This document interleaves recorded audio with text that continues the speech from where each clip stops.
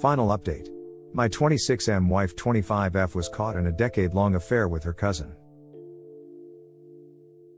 This is going to be my final update as I've had two friends in my real life approach me over my original posts and I'm really uncomfortable sharing this with anyone other than internet strangers. So after this is posted, I'm going to spend a day or so responding to comments before signing out permanently from this account. It was supposed to be a throwaway for these reasons anyhow. The last week and a half have been an extremely depressing and stressful time. I don't know why it took so long for it to set in with me, but in the days after my last update the new information that my ex gave me concerning her relationship with Max started eating me alive. I started imagining them sneaking off every time my back was turned. I faced the fact that she was never truly mine, that I was just some placeholder man and babysitter here so I could provide a cover for her degenerate relationship. By the end of it I came to the realization that I'm not going to continue to live my life as an extension of hers. This of course means that I will not be seeking any sort of relationship with her son after the divorce. It is the worst feeling I've ever had in my life, but I can't imagine myself ever getting better, ever truly living my life on my own terms if I can't get out from under her shadow. I know many of you don't want to hear me say this, I never thought I'd have to, but he's still young, I'm still young and there will be many years to heal from this. Sherry's life has been a living hell for the last 4 days.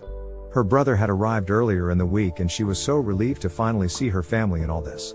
When she introduced me as the ex-husband of Max's AP and that we had been supporting each other through this, he pretty much figured out that we were seeing each other.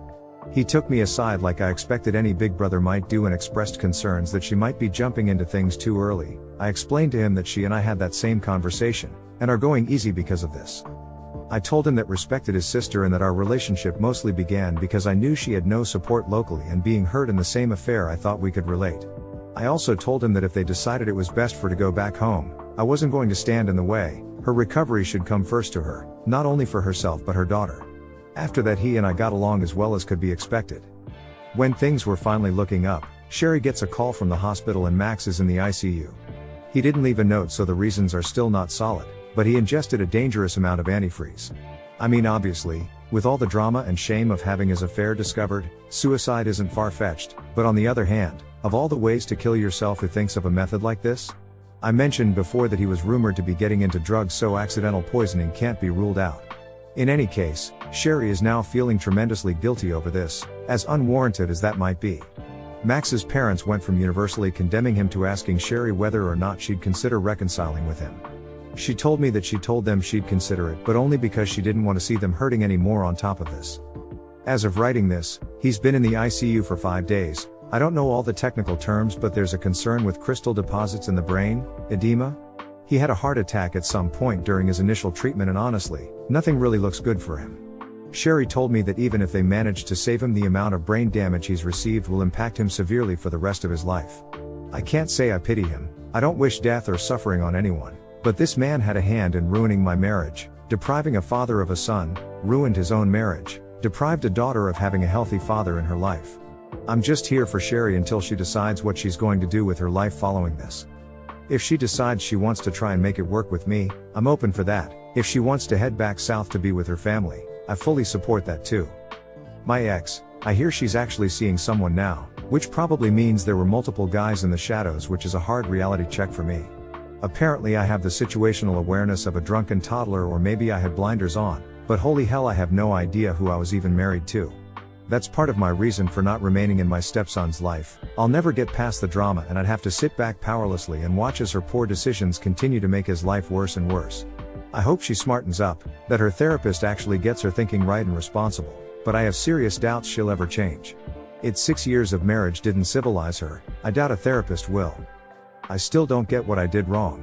I'm a good listener, I'm a provider, I clean up after myself, I did my best to never make her feel unloved or unwanted. I raised her kid, I helped her aunts and uncles with home renovations, I had a great relationship with her folks. Father and I used to go out for a beer and watch the game together independent of her, so it's not as if there was friction in how I dealt with her family, and my family adored and accepted she and her son from day one. There were sexual issues I guess, but it's not like we had a sexless marriage. We could have had better communication there, as there were some conflicts over dominance, but I thought what we had was strong enough to endure something like that. Turns out there was really no relationship at all, just a damn illusion. I wish I had something more positive to end this on, but this will be my last update. If you're interested to know what I intend to do with my life moving forward, it's basically one of two options. Both will take place after this event with Max is over. I can't imagine myself leaving Sherry in the middle of all this, since she has been a constant pillar of support for me this whole time. Option 1: if Sherry wants to move back to her home state when this is over, I'll give her a kiss goodbye and send her on her way. No offense to that state, but I don't see a future for me there. If she wants me to go with her, we will have a discussion and I might do some research on the area to see if I'm misjudging it. She makes me happy, she feels like how a loving partner ought to feel like. I am not going to tell her how much she means to me, because I want her to be making choices that are the best for her and her daughter without me clouding her judgment. If she in the course of our discussion tells me she loves me, and wants to give us an honest try, I'll tell her how I feel and we'll go from there. I don't want to be morbid, but if Max doesn't pull through, we're both leaving the state anyway. Option 2: if Sherry and I don't continue our relationship, the answer is easier. I have friends and family on the West Coast that I've been missing, and my career has more opportunities for advancement there anyhow. I could really rediscover myself on my own and make a life for myself. In all honesty, this is probably what I'll most likely do. Go surfing again, stay in shape, find someone that'll actually love me, start a family. The possibilities are endless. I've mentioned this to Sherry and she expressed some interest in making a move like that because she's never been out west before. That would be an undertaking, but if the love and willingness is there, I'd be happy to date her for several months before deciding to take that step.